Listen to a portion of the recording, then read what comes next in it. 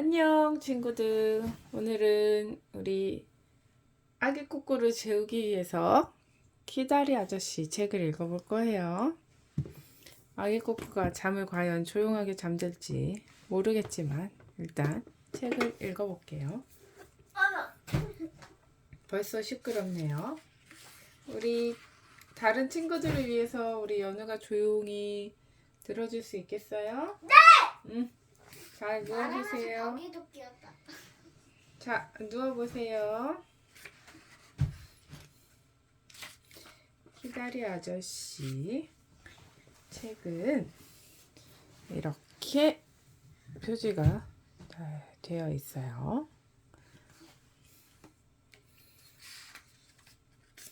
그리고 이 목차에는 이렇게 키다리 아저씨의 주인공인 여자친구가 빨간 머리를 하고 있네요. 빨간 머리는 아닙니다.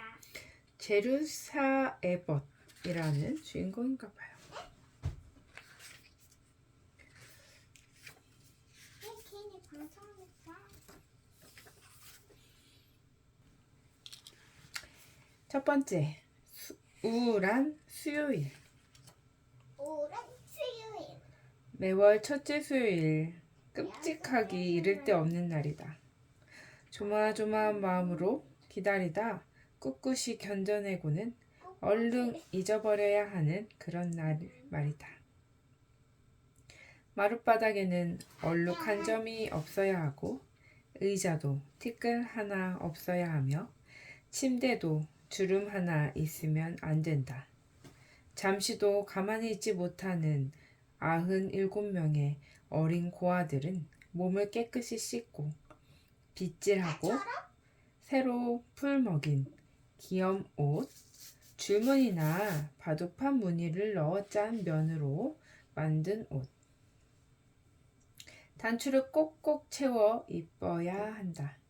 또한 예의범절을 갖춰 평의원의 질문에 네, 선생님!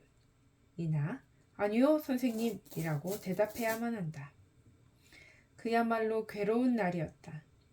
제르사 에벗은 가엾게도 고아원에서 나이가 가장 많다는 이유로 그 모든 괴로움을 짊어져야 했다.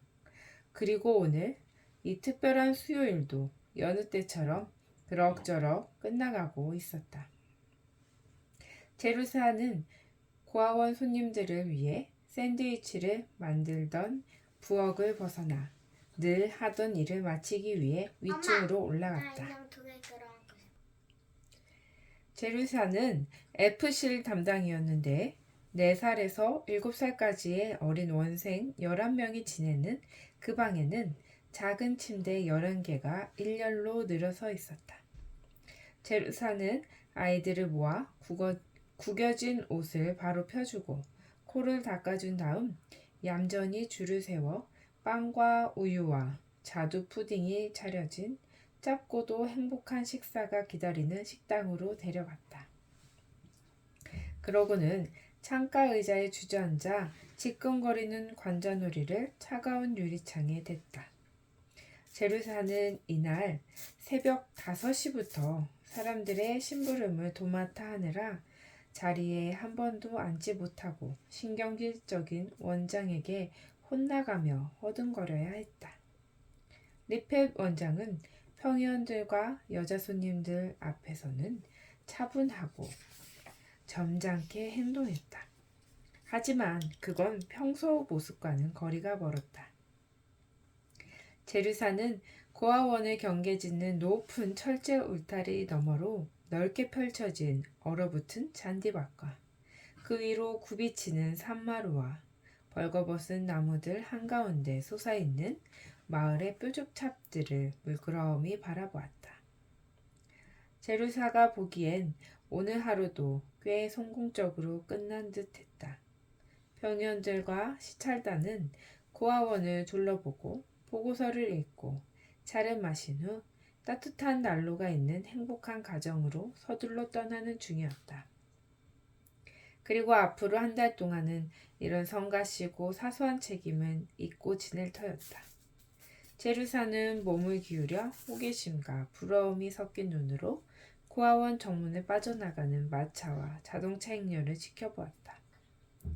상상 속에서 제루사는 첫 번째 사륜마차를 타고 언덕배기에 띄엄띄엄 늘어선 커다란 저택을 향해 가고 있었다.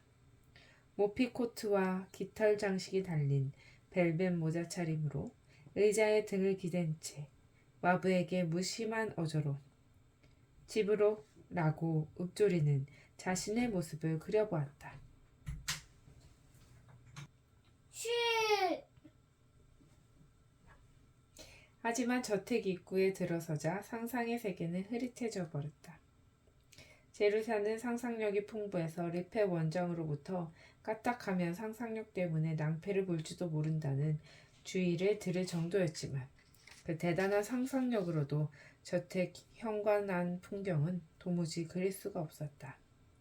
불쌍하고 열정적이고 모험심 강한 고아소녀 제루샤는 17년 동안 살면서 한 번도 평범한 가정집에 들어가 본 적이 없었다.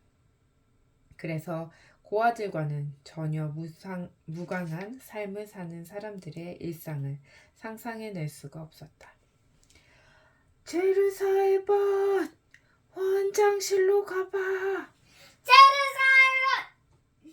서두르는 게 좋을 거야. 서두르는 게 좋을 거야! 너는 빨리 자는 게 좋을 거야. 나는 빨리 자는 게 좋을 거야. 쉿! 합창 단원인 토미 딜런이 노래를 부르며 계단을 올라와 노래를 부르는 복도를 지나가고 있었다. F실에 가까워질수록 토미의 노랫소리가 커졌다. 제루사는 몸을 비틀며 창가에서 일어나 골치 아픈 현실로 돌아왔다. 누가 찾는데? 제루샤가 토미의 노래를 자르며 불안한 표정으로 물었다. 원장실에서 리펜 원장님이 화가 난 것 같은데. 아멘. 토미는 기도문이라도 읊듯 경건하게 노래했다. 하지만 심통을 부리는 것 같진 않았다. 아무리 못된 아이라도 잘못을 저지른 누이가 화난 원장에게 불려 원장실로 간다면 가여운 마음이 들터였다. 게다가 토미는 제루샤를 좋아했다. 가끔 제루샤가 토미의 팔을 확 잡아당기거나 코가 떨어질 듯 빡빡 문질러 닦아주곤 했지만 말이다. 원장실로 향하는 제루샤의 양미간에 주름이 2개 잡혔다. 뭐가 잘못된 거지? 미간이 뭐예요? 여기 눈과 눈 사이, 이마와 여기요? 눈 사이, 눈썹과 눈 사이. 제루샤는 걱정이 앞섰다. 샌드위치가 너무 두꺼웠나? 호두 케이크에 껍질이 들어갔을까? 여자 손님이 수지 호손의 양말에 나는 구멍을 보기라도 했나? 아니면 맙소사, 내가 돌보는 F실의 꼬마 천사 하나가 평의원에게 건방지게 말대꾸를 한 걸까? 아래층 긴 복도에는 아직 불이 켜있지 않았다. 꼬마 같은데. 제루사가 계단을 내려가는데 마지막 평의원이 이제 막 떠나려는지 주차장으로 통하는 열린 문 앞에 서 있는 게 보였다. 엄청나게 큰 키 때문에 제루사의 눈길은 문 쪽으로 쏠렸다. 그가 길 모퉁이에 대기 중이던 차를 향해 손을 흔들었다. 자동차가 시동을 걸고 다가오자 헤드라이트 불빛에 그의 그림자가 복도 안 벽에 선명하게 드러났다. 복도의 바닥과 벽 위로 팔다리가 기괴할 정도로 길쭉한 그림자가 드리워졌다. 긴 다리가 너울대는 장님거미. 이 책의 원제인 Dead Long Legs, 원래 장님거미라는 뜻이다. 꼭 장님거미와 같은 모습이었다. 뭐가 같은? 장님거미. 장님거미가 뭐예요? 다리가 긴 거미인가 봐. 걱정으로 찌푸렸던 제루사의 얼굴에 살짝 미소가 감돌았다.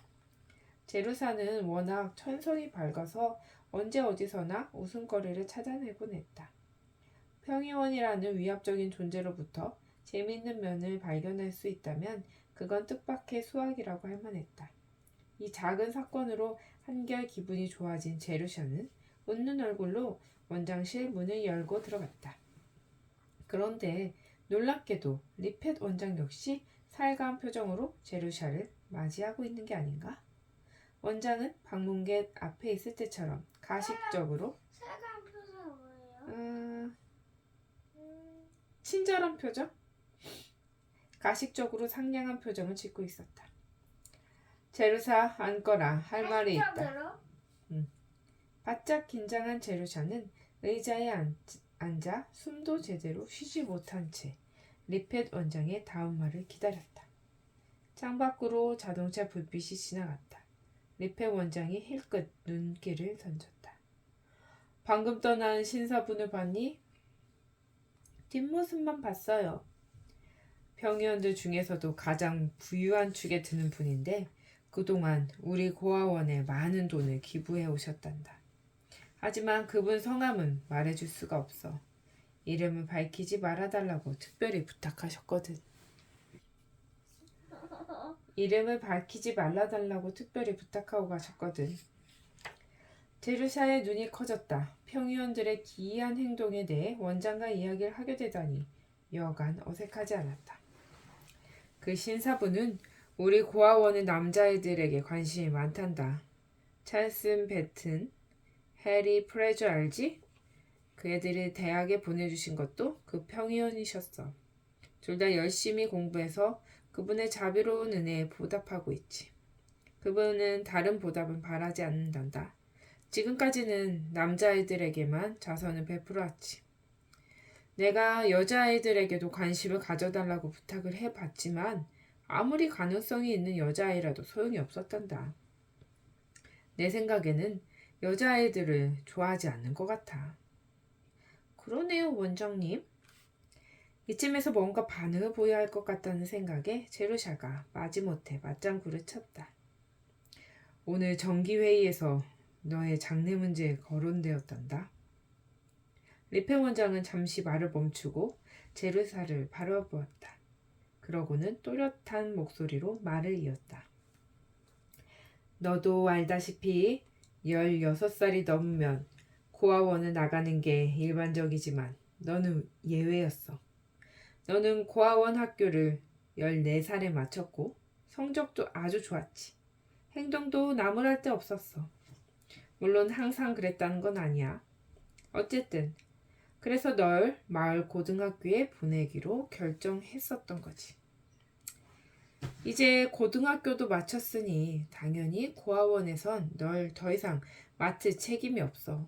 사실 규정보다 2년이나 더 돌봐줬으니까. 리페 원장은 제루샤가 그 2년 동안 고아원에서 지낸 대가로 얼마나 열심히 일을 했는지 모르는 채 했다. 늘 고아원 일이 우선이고 학교는 그 다음이었다는 사실도. 그래서 오늘 같은 날이면 학교를 빠지고 청소를 해야 했다는 사실도 그냥 넘어갔다. 말했듯이 내 장래 문제가 거론되면서 너에 대한 기록을 검토했단다. 아주 철저하게 말이지. 리페 원장은 피고석에 앉은 죄인을 추궁하듯 눈길로 제루샤를 노려보았다. 졸지에 피고인이 된 제루샤는 눈에 띌만한 오점이 기억나서가 아니라 왠지 그래야 할 것 같은 분위기에 휘말려 죄지은 얼굴로 고개를 숙이고 있었다. 엄마, 여기가 왠지 떨리고 있어요, 지금. 왠지 물론 너와 같은 경우라면 일자리를 찾아주는 게 보통이지만 넌 몇몇 과목 성적이 뛰어난 데다 특히 국어 과목은 아주 월등하더구나. 우리 고아원의 시찰단인 프리차드 양은 학교 이사직에도 몸담고 계신데 내 수사학 선생님과 이야기를 나눴다면서 너에 대해 좋게 말씀해 주셨어. 그러면서 내가 쓴 우울한 수요일이라는 수필을 큰 소리를 읽어주셨단다. 제루샤의 얼굴에는 당황한 기색이 역력했다. 너에게 큰 은혜를 베푼 고아원을 그런 식으로 우롱하다니 배은망덕한 아이라는 생각이 들더구나. 그리 재미있긴 했지만 안 그랬으면 용서를 보고 없었을지도 몰라. 하지만 다행스럽게도 방금 떠난 신사부는 유머 감각이 좀 과도하게 풍부하더구나. 그 뻔뻔한 글을 듣고 널 대학에 보내주겠다고 하셨으니까 말이야. 대학이요? 제르사의 눈이 휘둥그레졌다. 리페 원장의 고개를 끄덕였다. 그분은 정기회의가 끝난 후 후원 조건에 대해 말씀하고 가셨어. 그런데 그 조건이라는 게 좀 희한해. 아무래도 좀 엉뚱한 분이신 것 같아. 너한테 독창성이 엿보인다며 널 작가로 키울 계획이라고 하시더구나. 작가요? 제르사는 망치로 머리를 한 대 맞은 것처럼 정신이 멍했다. 그게 그분 바람이란다. 내가 뭐 나 잠깐만 방에 갈 거니까. 봐봐요. 그게 그분 바람이란다. 내가 뭐가 될지 두고 봐야 알겠지만 용돈도 아주 후하게 주실 거야. 용돈이란 걸 써본 적 없는 여자아이한테는 지나치다 싶을 만큼 넉넉하게 말이다. 워낙 세세하게 계획을 세워놓아서 뭐라고 다른 의견을 내놓을 수가 없었어. 넌 이번 여름 동안만 여기에 있으면 돼. 친절하게도 프리차드 양이 내가 입을 옷을 마련해 주겠다고 하고 가셨어. 내 기숙사비와 학비는 직접 학교로 지불될 거고 그 밖에 내가 학교를 다니는 4년 동안 매달 35달러의 용돈이 나올 거야. 그 돈이면 다른 학생들과 비슷한 수준으로 생활할 수 있을 거야. 용돈은 한 달에 한 번 그 신사분의 개인 비서를 통해 받게 될 거야. 그러면 넌 답례로 한 달에 한 번 감사의 편지를 쓰면 돼. 하지만 돈을 보내줘서 고맙다는 내용은 안 돼. 그분은 그런 말을 좋아하지 않으시거든. 넌 학업의 진행 상황과 일상적인 이야기들을 자세하게 쓰면 된단다. 살아계신 부모님께 편지를 쓴다는 마음으로 말이야. 편지는 존 스미스 씨 앞으로 쓰면 비서가 받아 전해줄 거야. 그분이 성함은 존 스미스 씨가 아니지만 워낙 이름을 밝히길 꺼려하시니까 너한테만은 존 스미스가 되는 거야. 그분이 너한테 편지를 쓰라고 한 건 문학적 표현력을 기르는데 편지 쓰기만 한 게 없다고 생각하시기 때문이지. 그런데 너한테는 편지를 주고받을 가족이 없으니 대신 자기한테 쓰라는 거지. 네 소식도 알 겸 말이다. 하지만 답장은 어떤 식으로든 절대 하지 않을 게다. 그분은 편지 쓰기를 아주 싫어하는 데다가 너 때문에 부담을 느끼고 싶지도 않다고 하니까.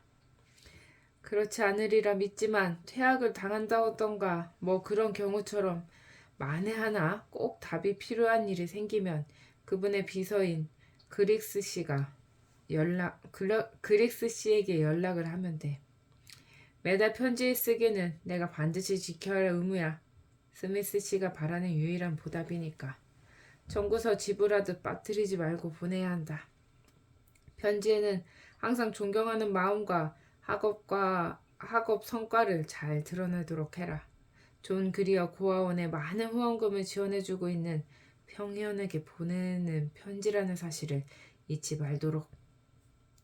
리페 원장의 갑작스러운 이야기에 머리가 빙글빙글 돌았다.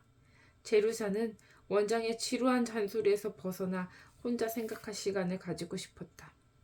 제루사는 자리에서 일어나 머뭇거리며 뒤로 한 발짝 물러났다. 리페 원장이 가지 말고 기다리라는 신용을 했다. 일장 연설의 기회를 놓치고 싶지 않았던 것이다. 내게 일어난 이 지극히 드문 행운에 대해 고마운 마음을 가지고 있겠지? 너 같은 처지의 여자아이들 중에 출세할 기회를 얻는 경우는 흔치 않아. 그러니까 네가 항상 기억해야 될 것은 원장님 감사합니다. 말씀 끝나셨으면 전 이만 프레디 퍼컨스의 바지를 꿰매주러 가야 해서요. 제루사가 원장실을 나가자 아직 할 말을 다 끝내지 못한 리페 원장은 입을 딱 벌린 채 그녀의 뒷모습을 멍하니 바라보고 있었다.